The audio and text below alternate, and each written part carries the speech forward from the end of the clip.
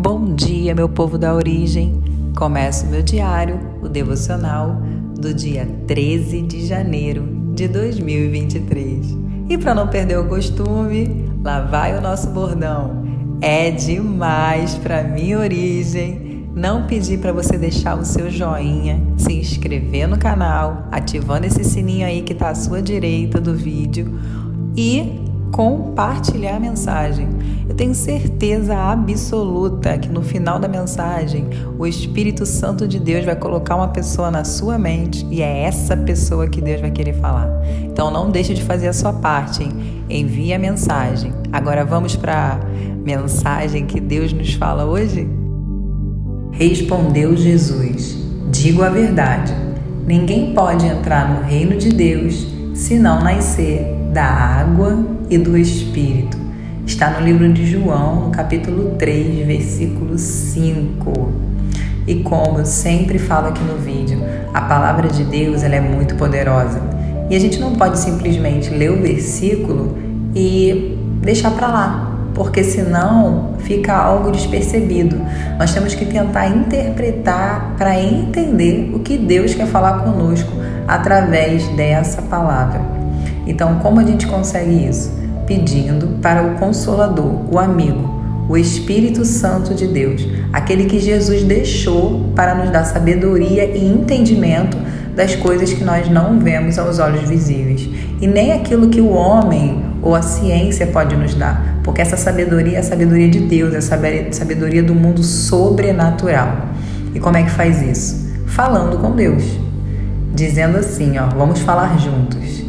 Jesus, nos dê sabedoria, abra os nossos olhos espirituais, coloque a nossa mente, o nosso subconsciente para poder estar cativo no trono da graça de Deus, para que a gente possa aprender aquilo que Deus quer falar conosco no dia de hoje.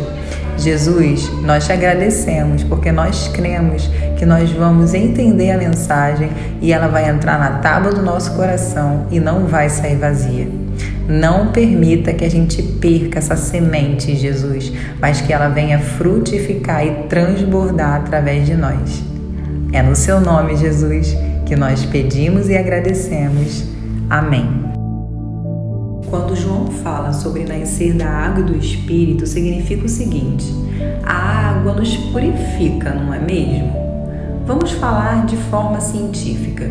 Se não bebermos água, podemos vir a perecer. As enfermidades acontecem por esse desleixo de não beber a água. Começa de forma despercebida, mas logo depois podemos sentir a gravidade que nos causa. Somos corpo, alma e espírito. Precisamos gravar isso, porque quando aprendemos isso, tudo muda e fica claro porque temos que cuidar dessas 3 funcionalidades. Hoje vou falar sobre o corpo e o espírito, já que a alma está bem clara que se volta para as nossas emoções. Assim como o nosso corpo necessita de cuidados internos e externos, o nosso espírito também necessita. E como alimentamos o espírito? De várias formas, mas a principal dela é orando, falando com Deus, conversando com Ele, como seu melhor amigo mesmo, como seu pai. Na oração, nós conseguimos colocar para fora o que estamos pensando sobre algum assunto ou o que estamos sentindo.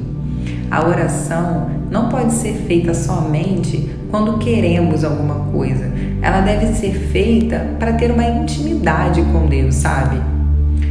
O hábito de orar nos leva a descobrir os grandes tesouros de Deus, escondidos. É isso mesmo.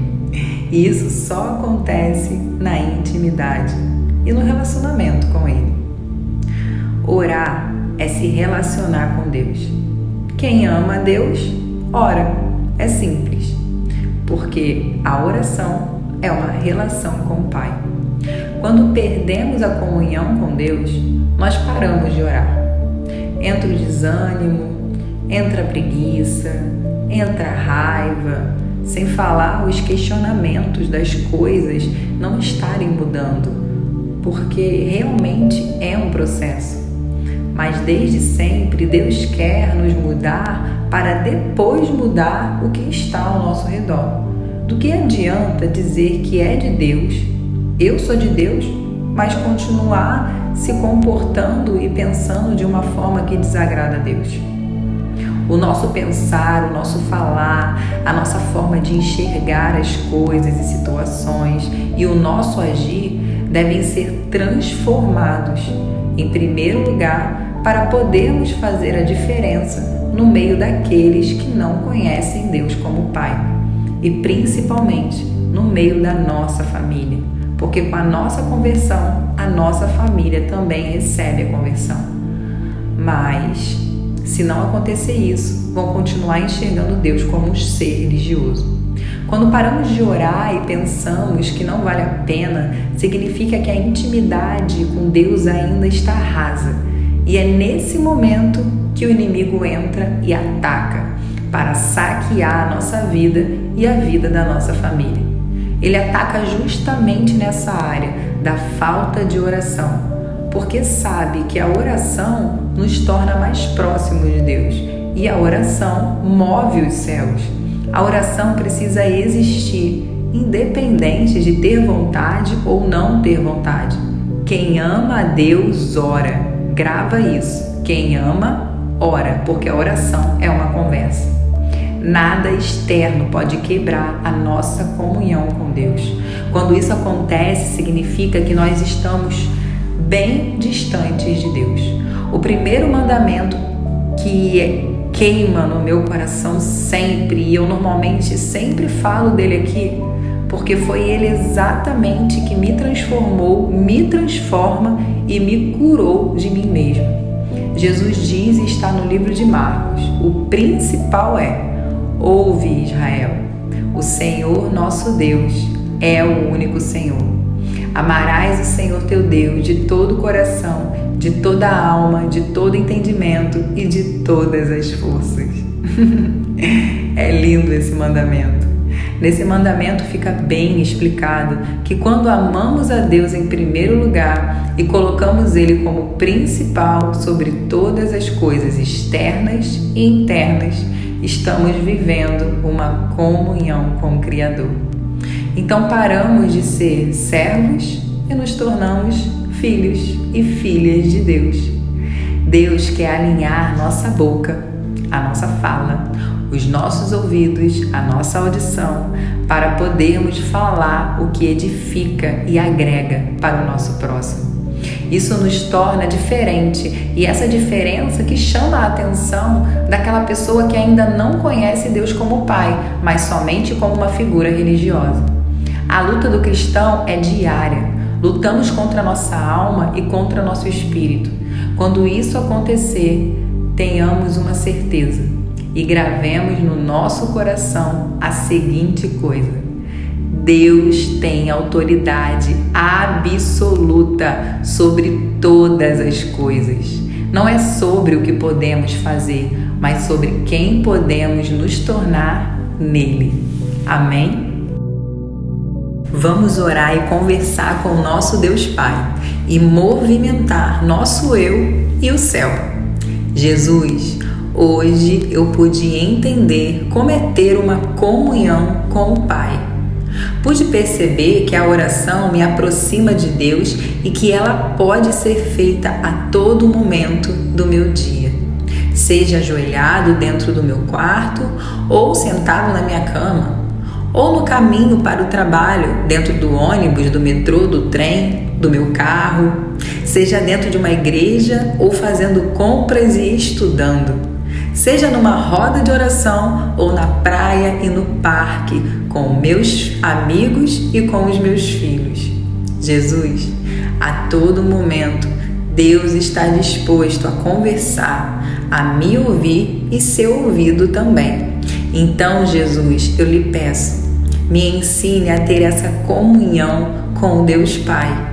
Me transforme para não buscar Deus somente quando for querer algo, para barganhar alguma coisa, para contar alguma coisa com alegria que aconteceu comigo, a buscá-lo como amigo e pedir orientação e sabedoria naquilo que não consigo entender. É nisso, Jesus, que eu quero buscar a Deus, não para pedir, mas para agradecer. Mas também para resolver o que eu não consigo resolver. Jesus, tira toda a religiosidade do meu coração, tira toda a frieza e toda a dureza da minha alma.